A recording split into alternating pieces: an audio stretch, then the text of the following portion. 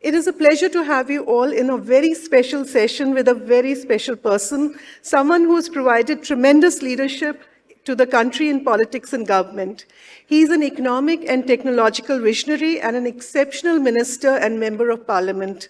Mr. Scindia, it's a pleasure to have you with us, and many thanks for agreeing to address AIMA's National Management Convention. You have been a friend of AIMA for a long time, and we count on your presence to elevate the importance and gravitas of our discussions. Thank you for joining us, and please do welcome him with warm applause.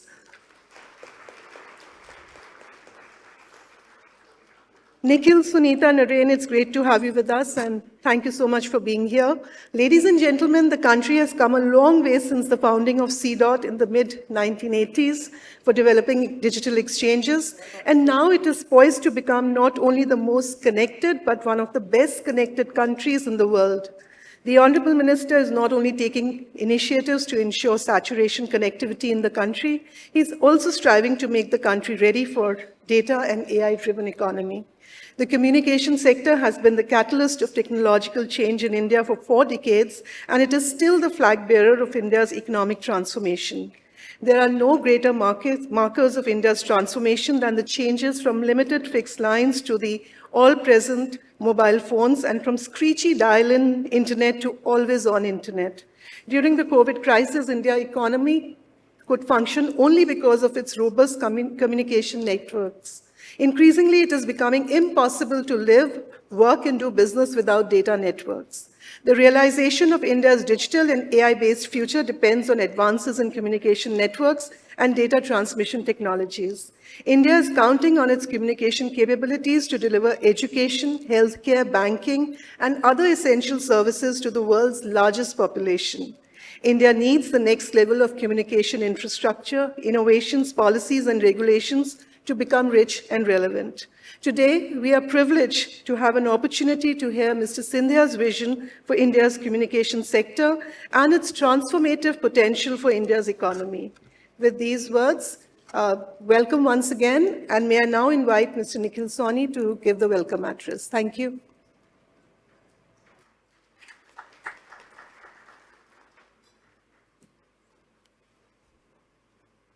Mr. Jyotiraditya, Minister of Communications and Minister of Development of the Northeast Region, Government of India. Suneeta Reddy, Senior Vice President, AIMA, and Managing Director, Apollo Hospitals Enterprise Limited. Mr. T.V. Narendran, Vice President, AIMA, and CEO and Managing Director, Tata Steels Limited. Rekha, Sethi, Director General, AIMA. Ladies and gentlemen, it's a pleasure to have you all in this session with our very special guest, Mr. Jyotiraditya Scindia. Mr. Scindia, it's a privilege to have you with us, and many thanks for agreeing to address AIMA's National Management Convention. You are a friend of AIMA, and we greatly value our long association. You bring tremendous gravitas to discussions with your in-depth knowledge of economic domains and enormous experience of governance. As a Harvard and Stanford graduate, as well as a former investment banker, you appreciate the importance of management in policy making and implementation. We are grateful to you for agreeing to share your vision and strategy for the Indian economy in general, as well as the communication sector in particular. Thank you for joining us, and a very warm welcome to you. I'm also pleased to welcome the winners of 2 of AIMA's Managing India Awards. They were not able to join us in April for the awards night. Ashish Dhawan for Outstanding Corporate Citizen, and Latha Venkatesh for Outstanding Contribution to Media. Both will be facilitated by the Minister in this session. Ashish and Latha represent the best of what India has to offer, and it is most appropriate that they will receive the award from the Minister. Ladies and gentlemen, the communication sector has made a transformative impact on the Indian economy over the past 3 decades. It has now become a critical engine of economic growth and innovation. The advances in communication technologies and the expansion of communication infrastructure have changed the ways in which we share information, learn, teach, work, buy, sell, and much more. The Indian communication sector's statistical milestones are already impressive. There are over 1.2 million phone connections in the country, and 2/3 of the rural population now has a phone connection. Indians are amongst the greatest guzzlers of wireless data. The per-connection wireless data consumption in India has reached over 20 gigabytes per month and is set only to grow. India's journey in telecom epitomizes the transformation that is happening in our economy. It is also emblematic of the form of development and growth that we all aspire for. The leapfrog that the economy achieved in taking a largely unconnected populace to one of the hyperconnectivity is to be lauded. We went from an economy with the privileged access to telecom infrastructure through landlines to that of ubiquitously available mobile phones. The transformation epitomizes two key facts that we have to keep in mind for the future growth of India: the leapfrogging nature of and the democratizing nature of technology.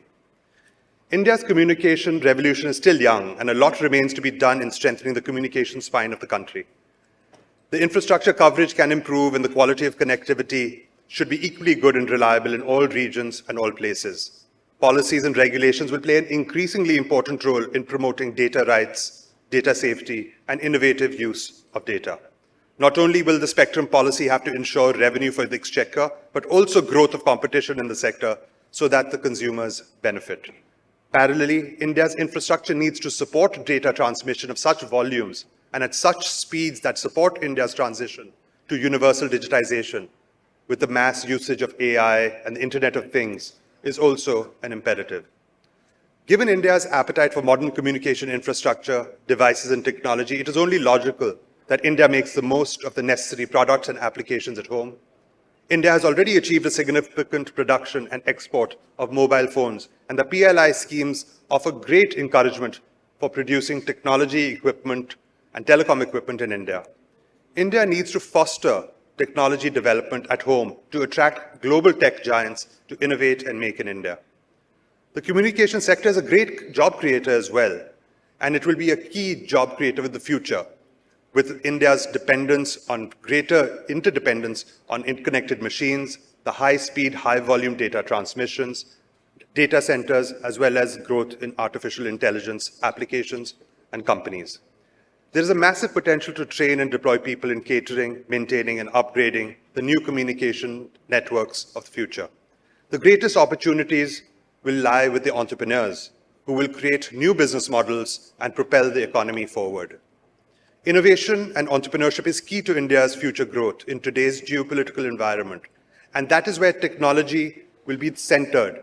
And we already find a rivalry between two great powers happening on the issue of technology. And therefore, it is even more imperative that India develop its own technologies so that it could be self-reliant. Ladies and gentlemen, India is in the unenviable position as an economy. We have a demographic that aids in our increased savings and investment, and an entrepreneurial mindset that underlies our superior return on equity metrics. While the government has led from the front in increasing gross fixed capital formation, private sector capex has not picked up commensurately. When incremental savings are going to the stock market and not into the creation of fixed assets, we need to ask why. But not so in the telecom sector, where we find great deal of private participation along with government policy. The northeast of India represents a unique possibility and opportunity for growth when viewed within India's neighborhood first policy. And it is my hope that with greater regional cooperation, we will not only see an increase in India's stability at home, but we will see a growth in trade in cross-border with our neighbors. BIMSTEC and other regional agreements will propel the northeast of India towards a greater development. We are privileged today to have the Minister of Communication and Development of the Northeast region with us, and greatly look forward to his thoughts and views on driving advances in the communication sector and how communication could be leveraged for the development of the Northeast region. Thank you very much. Thank you, Mr. Sawhney.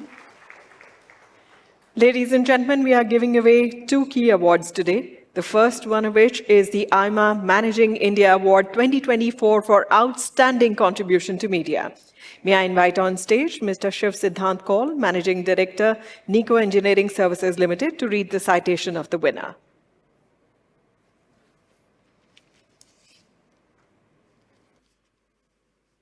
This is the AIMA Managing India Award 2024 for Outstanding Contribution to Media.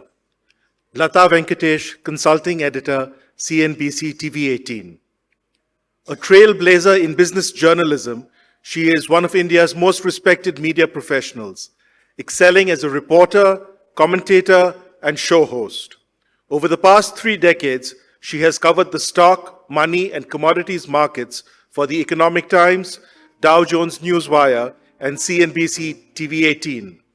As the executive editor of CNBC TV 18 for a decade, she led the channel's market programming and anchored its flagship show, Bazaar. An expert on macroeconomic affairs, she hosts the shows It's the Economy and Indianomics. She also contributes commentaries and explainer videos to moneycontrol.com, the digital affiliate of CNBC TV 18. Her expertise extends to covering the Reserve Bank of India and monetary policy. During the global financial crisis, she received accolades for her award-winning coverage of central bank's response to the crisis. All India Management Association is pleased to present the AIMA Managing India Award for Outstanding Contribution to Media to Ms. Latha Venkatesh, Consulting Editor, CNBC TV 18. Thank you, sir, for introducing the winner. Congratulations on winning this honor, Ms. Venkatesh.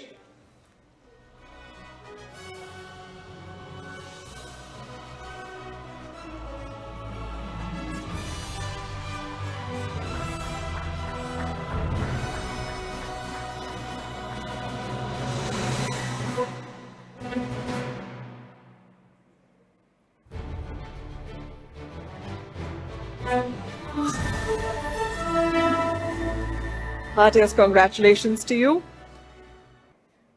The second award of this session is AIMA Managing India Award 2024 for Outstanding Corporate Citizen. May I invite on stage Mr. Anil Somani, founder, Fostima Business School, to read the citation of the winner.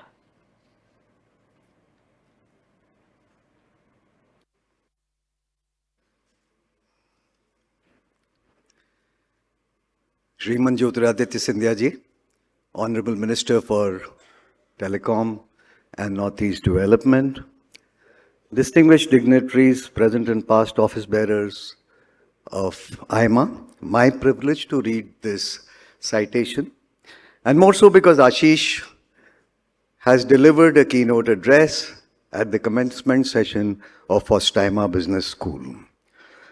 So AIMA Managing India Awards 2024 for Outstanding Corporate Citizen to Mr. Ashish Dhawan, a Yale and Harvard graduate.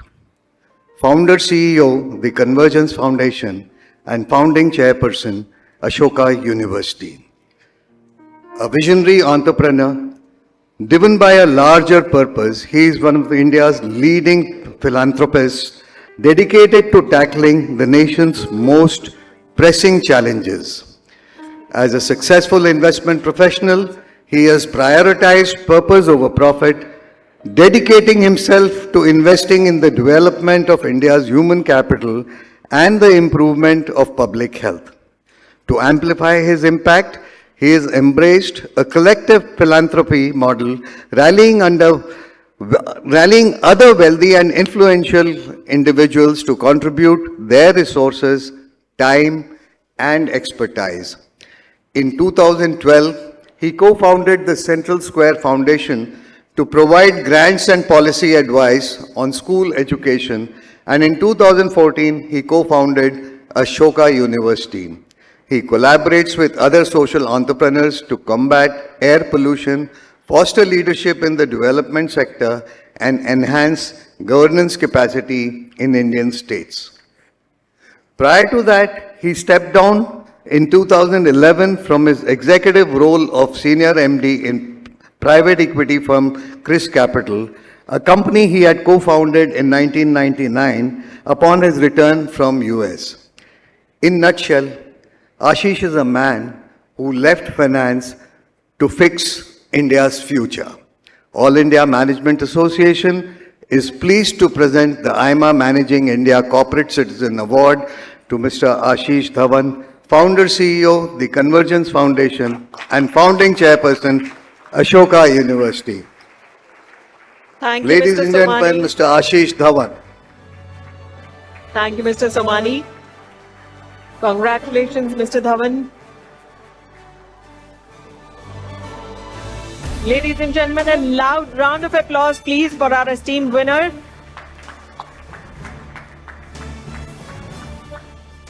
May I now invite Mr. TV Narendran to introduce the Honorable Minister.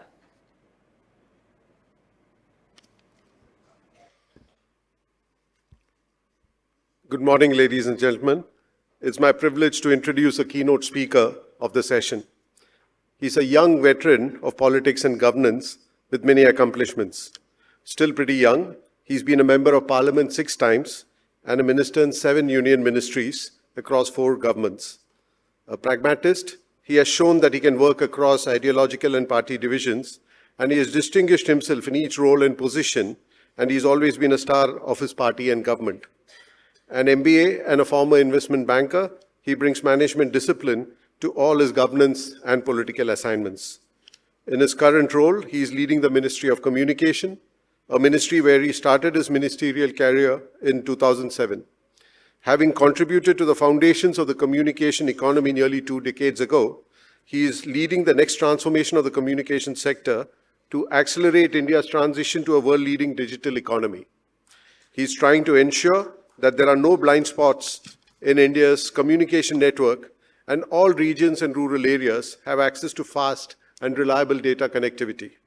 He's also been entrusted with the Ministry of Development of Northeastern region. He's continuing his development work in the region from his last job in the Ministry of Civil Aviation. He's pushing for comprehensive coverage of high-speed communication network in the region, and he's also creating local jobs by promoting telecom manufacturing in the region. In his illustrious career, he has led many economic ministries, and he's been a catalyst of radical improvements in every ministry. In the previous NDA government, he had the charge of civil aviation and the steel ministries, and he brought a new vitality to both the ministries. I can personally vouch for that because I've had the privilege of attending many meetings with the minister. I can say that he used to run his meetings far more efficiently than many of us did in the corporate world. We had the minutes of the meeting within 24 hours and the action taken reports before the next meeting. So he's really drove the ministry very, very well. In the 2 UPA governments, he served as a Minister of State for Telecommunications, IT, Commerce and Industry, and as Power Minister with independent charge. In each ministry, he's brought tremendous ambition and management skills. A versatile leader, he's also an outstanding educationist and a cricket administrator. He's involved with many Scindia family schools and colleges, including the famed Scindia School, Gwalior. He's also been a member of the BCCI, India's apex cricketing body, and the governing body of IPL. We are privileged to have Mr. Jyotiraditya Scindia as a keynote speaker in the National Management Convention, and we look forward to learning about the future of Indian communication and its role in transforming the Indian economy. With these words, it's my pleasure and privilege to invite the Honorable Minister to deliver his keynote. Thank you.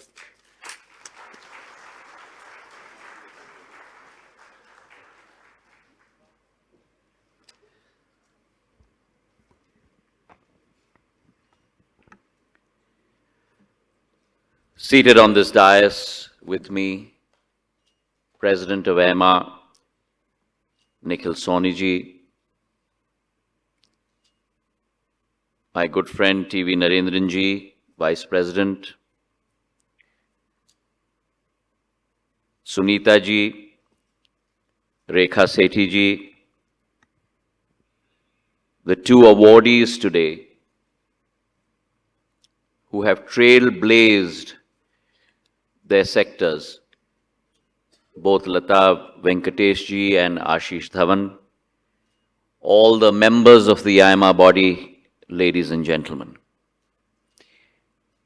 It indeed is always an honor to be a part of this illustrious body's activities.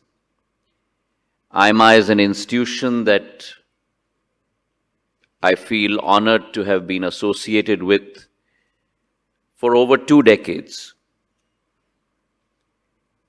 It not only is a federation of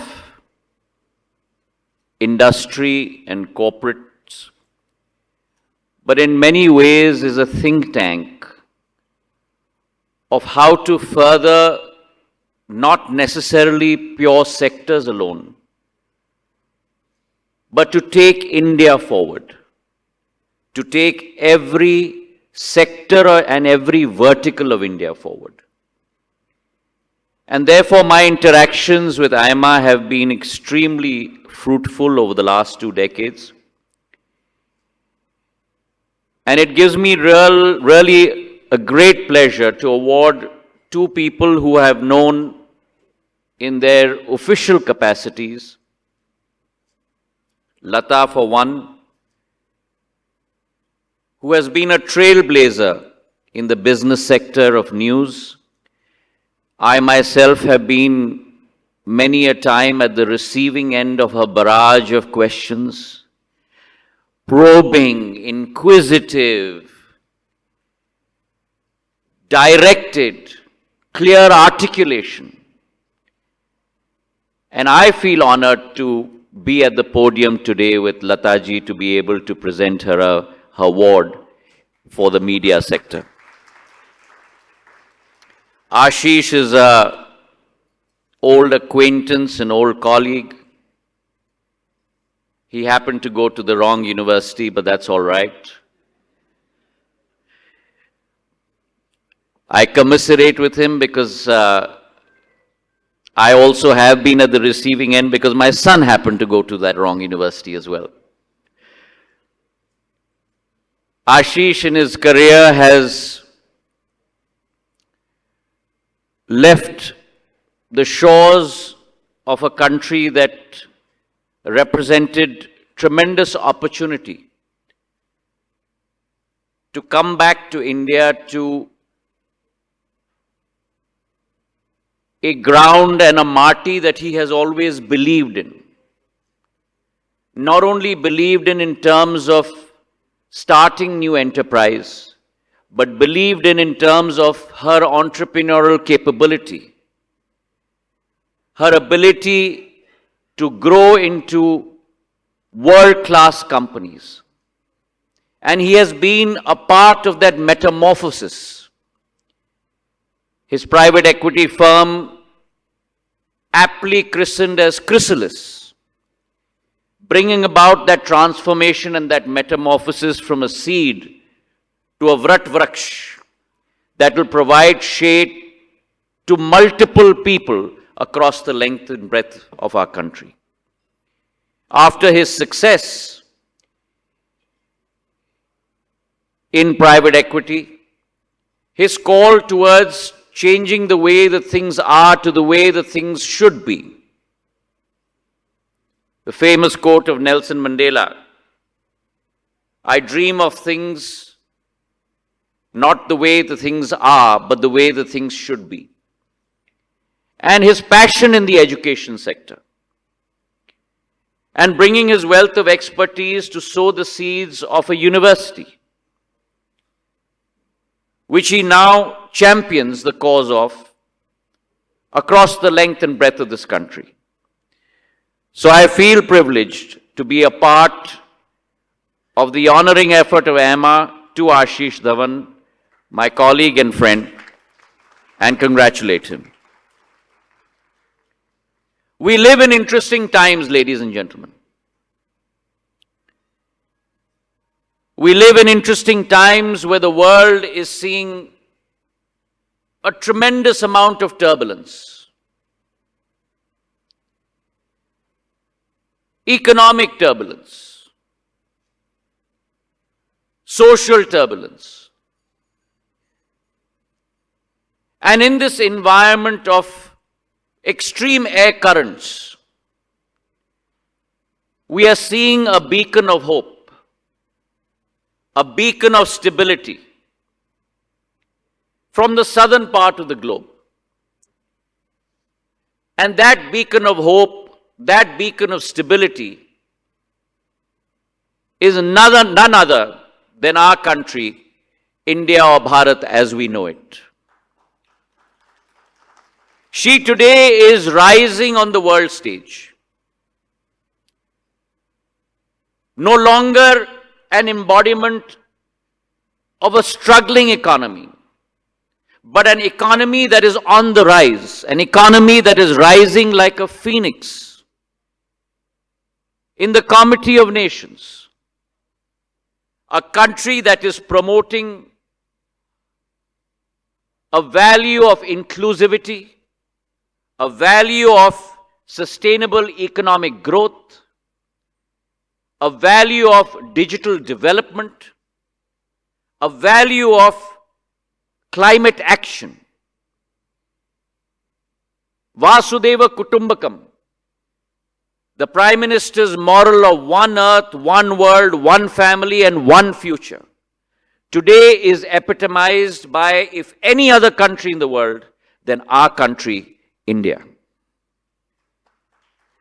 And that today is the opportunity that India represents to the world. And within that opportunity, a country that is poised to lead, whether you talk about technology, the fact that India today is the second largest producer of mobile phones in the world, whether you talk about infrastructure, the fact that we have tripled the number of kilometers that we build of highways per day, from 11 to 33 kilometers. In my past portfolio, going from 74 airports in India in 2014 to 159 airports at last count in 2024.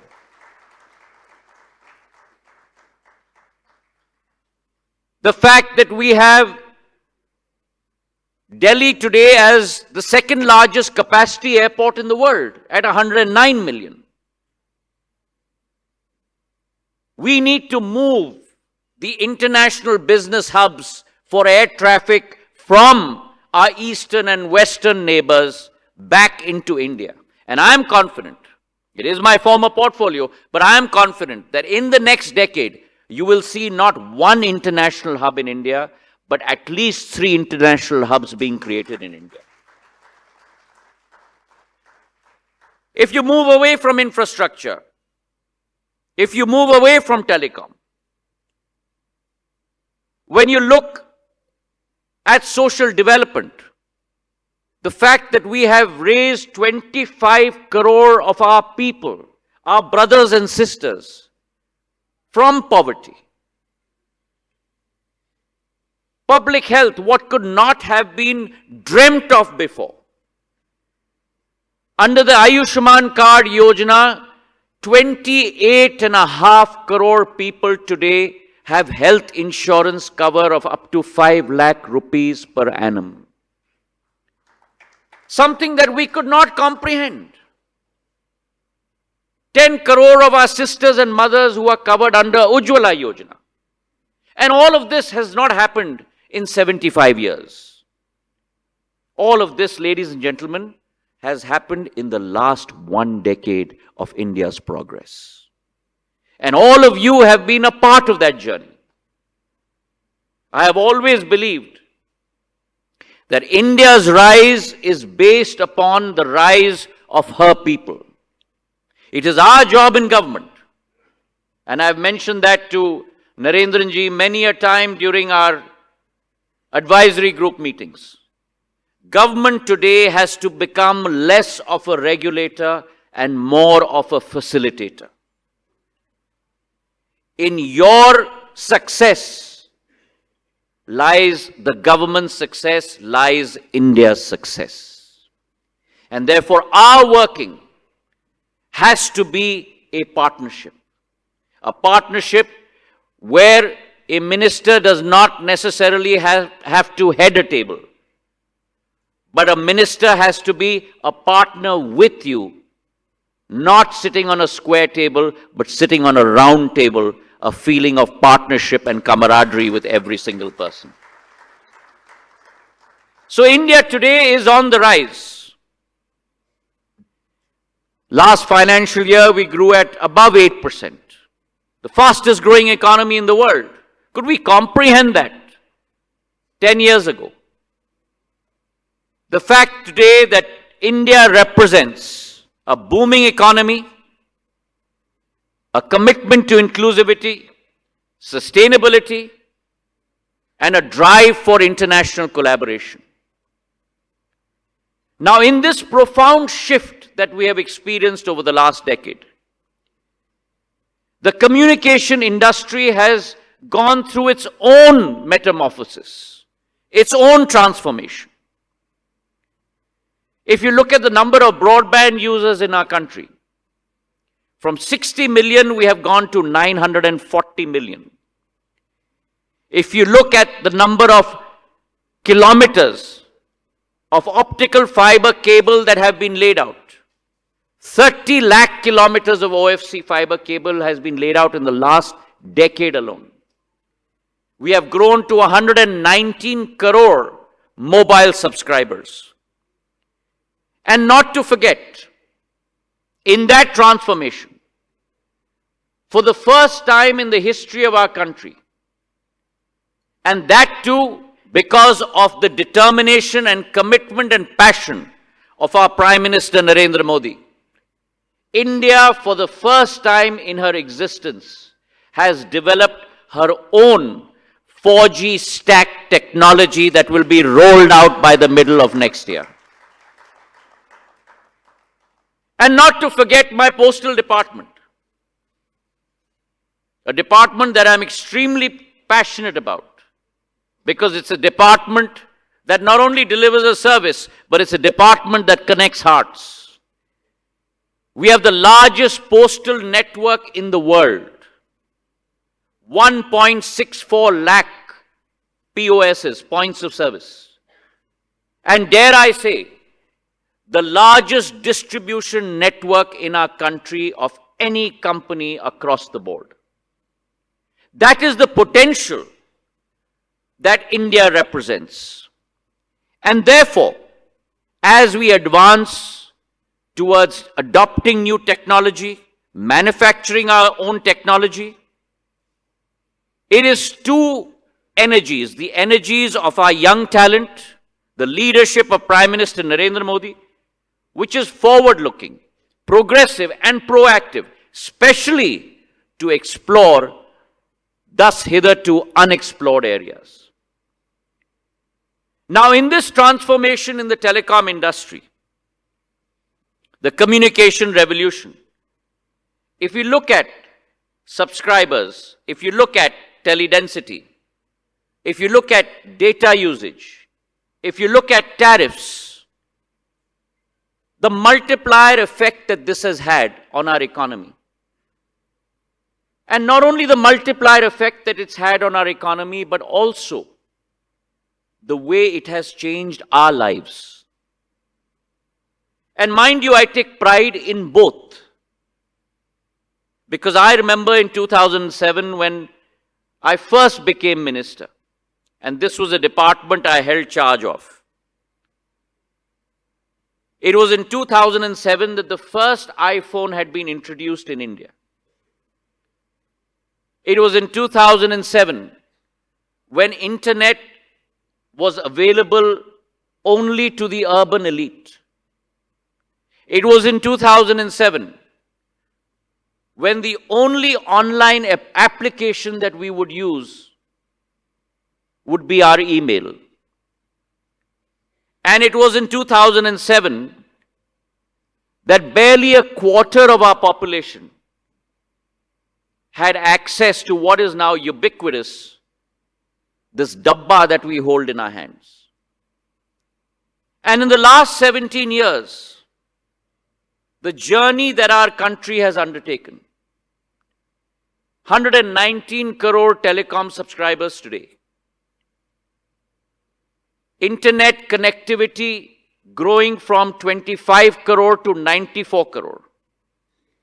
At the same time, the cost of voice dropping from 50 paise to 3 paise per minute today. The cost of data per GB dropping from 280 rupees to 12.8 rupees today, a 95% drop in cost. That, ladies and gentlemen, is the transformation that India has undergone. The India Post Payments Bank, established only 7 years ago, today boasts of a customer base of close to 9.8 crore people. And we have seamlessly transferred 45,000 crores worth of dues directly to customers through DBT. No intervention, immediate and electronic. Today, UPI has become a part of our lives. India transacts 46% of the world's digital transactions. That is the huge transformation that has taken place in communications, the digital revolution in India. And therefore, I believe, as the Prime Minister has always said, it's important not only to set up towers in India, but to ensure quality of service. It is important not only to implement technology, but also to design and develop indigenous technology. It is not only important to copy what the world has set as standards, but India should set the standards for the world in the days to come. And she, ladies and gentlemen, is on her path. And there are 3 targets that we have set for ourselves. The first target is to ensure saturation, saturation, and saturation. Every corner of our country must be connected digitally. Every single person must be able to avail of every single opportunity through the digital revolution. अवसरों का अगर अभाव है तो digital technology के आधार पर हर व्यक्ति को अवसर प्रदान करना हमारी जिम्मेदारी बनती है. And 100% saturation is something that we will achieve. Today, we have raised almost 4.5 lakh towers of 4G across the country. When we talk of the Northeast, there are close to about 6,000 villages that remain to be connected. Through the USOF fund, which is today rechristened as the Bharat Nidhi, we have committed almost 6,000 crores towards that and achieved 50% of the goal. Across the length and breadth of India's villages, there still remain close to about 25,000 villages to be connected. We have committed to putting up close to 20,000 towers and committed 44,000 crores towards that initiative. And by mid FY25, we will have committed and completed 100% saturation in our country, ladies and gentlemen. Along with that 100% saturation, whether the Northeast, whether the rest of India, it is also an imperative to connect through a fatter cable with low latency, optical fiber cable, every single Gram Panchayat across our country. And therefore, the BharatNet program, with an ambitious capex of 1,39,000 crores, will connect every single of our 2.46 lakh Gram Panchayats across the length and breadth of our country. It is our imperative that through our postal network, whether it is our passport seva kendras, our dak niryat kendras, our export centers, our Aadhaar centers, we will ensure financial inclusion of every single citizen in our country. And along with that, whilst we have the fastest growing 5G network in the world, in 22 months, building out 4.5 lakh towers, building out our own 4G technology for BSNL. We are also embarking on our path towards 6G by setting up the Bharat 6G Alliance.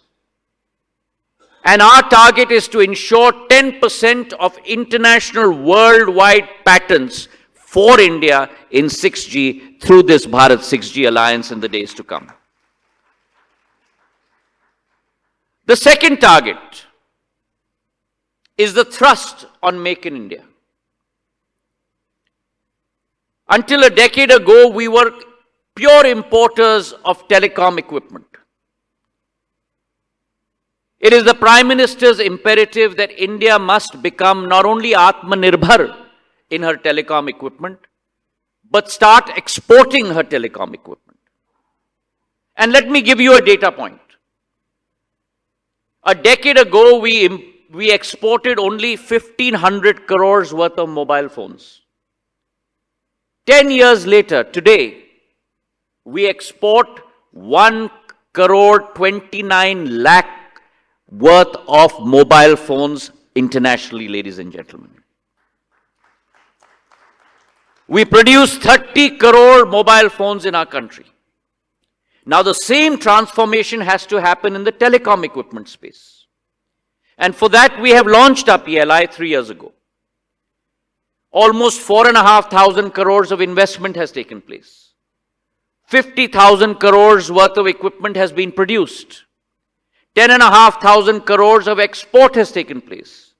17,800 new jobs have been created. Such has been the experience with the productivity-linked incentive scheme in India, which I believe will take our country forward. We've also established the Telecom Technology Development Fund to fund startups in our telecom space. I must also talk about CDOT, our government company that has today been instrumental in producing our inherent domestic indigenous 4G technology. CDOT has produced the core for our 4G network. And along with Tejas network, along with TCS, along with BSNL, today these four are working with one motto, one goal, one vision, one passion and one result to set up India's own domestic 4G technology through BSNL. 1 lakh towers by the mid of next year is our target, which we will achieve, ladies and gentlemen. Our core and RAN is also being developed as we speak and being laid out. I believe that it's important for us, as I said earlier, to work in a partnership. And just like Narendran ji's experience in steel, we've set up 6 advisory groups within telecom. For ISPs, for telecom service providers, for SATCOM, for our smaller companies, for academia, across the board. And I'm working assiduously along with each of these advisory groups to make sure that we achieve a paradigm shift in the communication revolution in the days to come. The third goal is to ensure that we have a future-ready technology in India. It's important for us to adopt new technology, but it's also important for us to harness our own capabilities of producing new technology. And let me give you a few examples. Our postal department is pioneering what we call our DigiPin, a digital address code, and therefore a geolocated address code for every single citizen will be propounded by the postal department.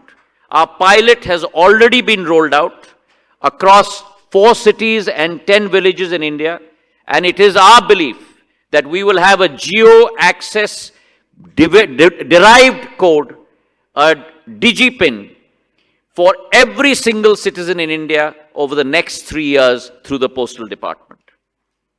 In addition to that, we are redefining our SATCOM rules to take us on to the next paradigm of using SATCOM to ensure connectivity to hitherto unconnected areas. Also, the Post Office Act and the new Telecom Act. As soon as I took over office, both were notified, which leaves us with only 180 days to come out with all our rules. And I commit to all of you a very transparent, forward-looking rule mechanism will be promulgated by both departments by December of this year to enable a new paradigm shift in our sector. Along with this, as far as new technology is concerned, the Internet of Things is here, and that requires speedy connectivity. We are going to evolve from 4G to 5G to 6G through domestic and international technology, and that, along with DOT launching our Sangam digital twin phenomena, where we will, through IoT, through 5G, map out existing routes of highways, metros, the path of least obstruction, to be able to simulate all of that with population growth, with traffic growth, and provide the new pathway using our Gati Shakti portal as well, to be forward-looking and to be able to think of the next decade and the requirements today and develop that technology as we go along. And therefore, I believe that while we are service-enabled, we must also be secure. And we've set up a Telecom Security Operations Center, very much like a NOC, where every single incoming and outgoing call and email will be scrutinized for any cyber attacks. And mind you, this is completely indigenous technology.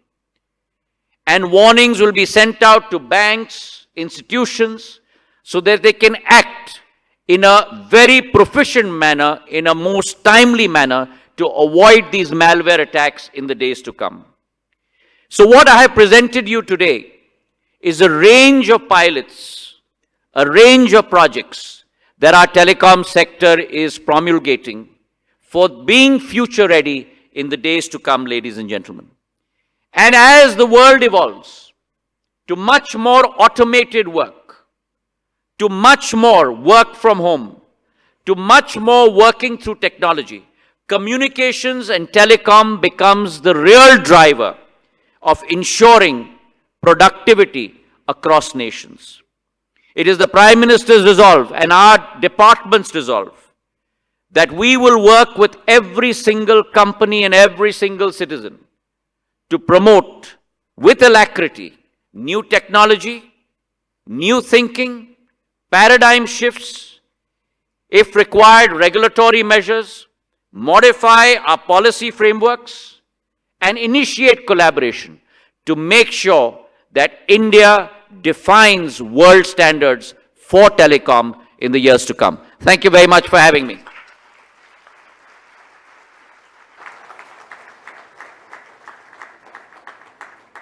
Thank you, Honorable Minister, sir, for your inspiring address. May I now request Ms. Suneeta Reddy to deliver the concluding remarks.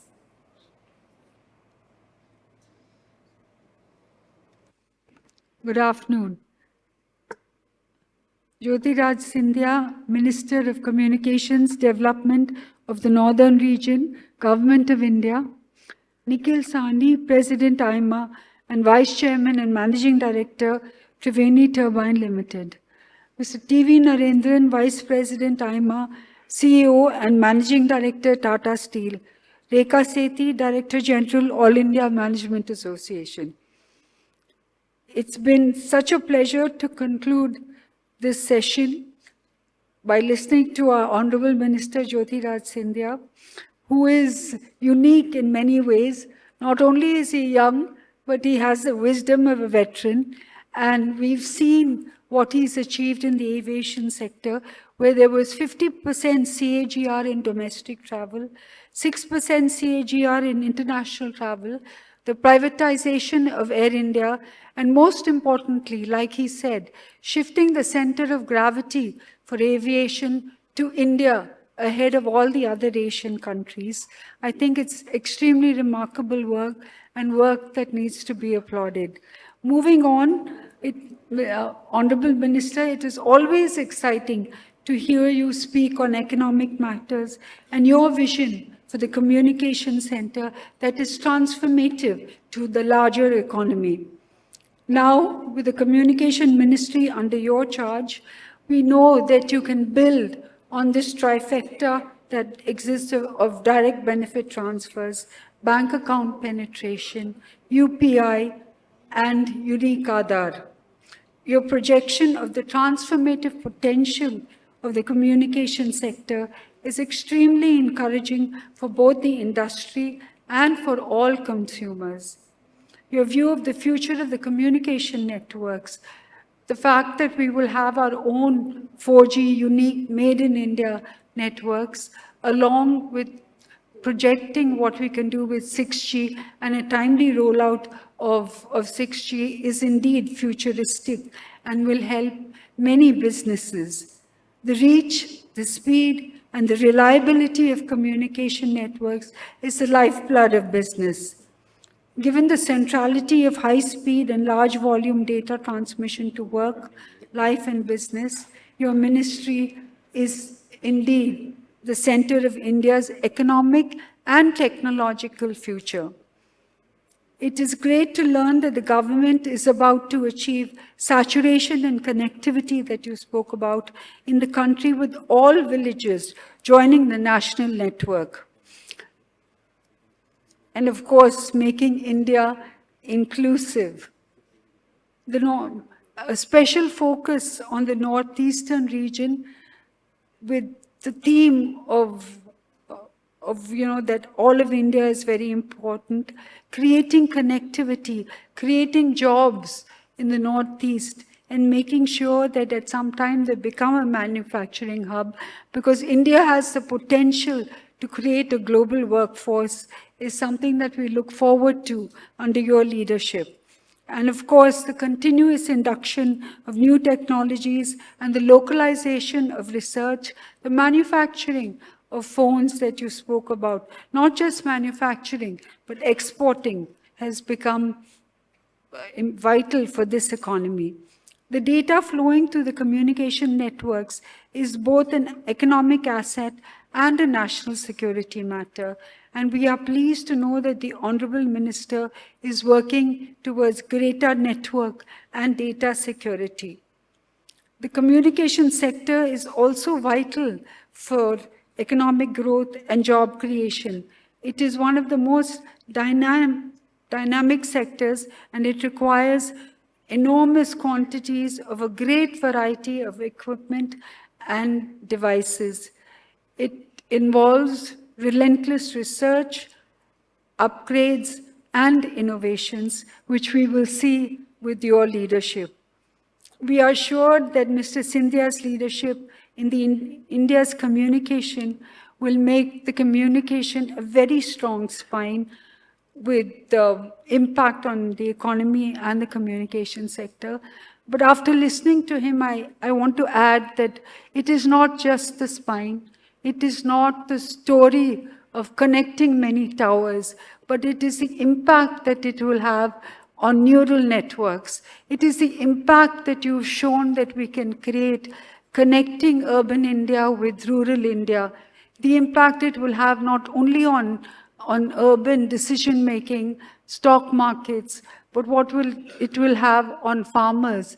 The impact that it will have on education across India. The impact that it will have on healthcare and timely interventions. All of this can be achieved, and I'm sure you will take it to further heights. As we look at India today, all of us know what social media has done, and deeply, more deeply than anything else, the impact on social behavior and how we can improve it to bring the country together. We are indeed very privileged to have you with us, Mr. Scindia.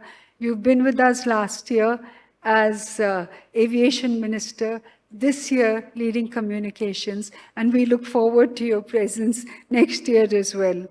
I would also like to congratulate Ashish, Dhawan, and Latha Venkatesh on receiving their Managing India Awards. All of you have heard of the great contributions that they have made in both investment banking and now in education. And Latha as CNBC editor in the financial markets. Congratulations. We have now come to the end of this session, so do join us for the next session on the very serious business of comedy after a short break. Thank you. Thank you, ma'am.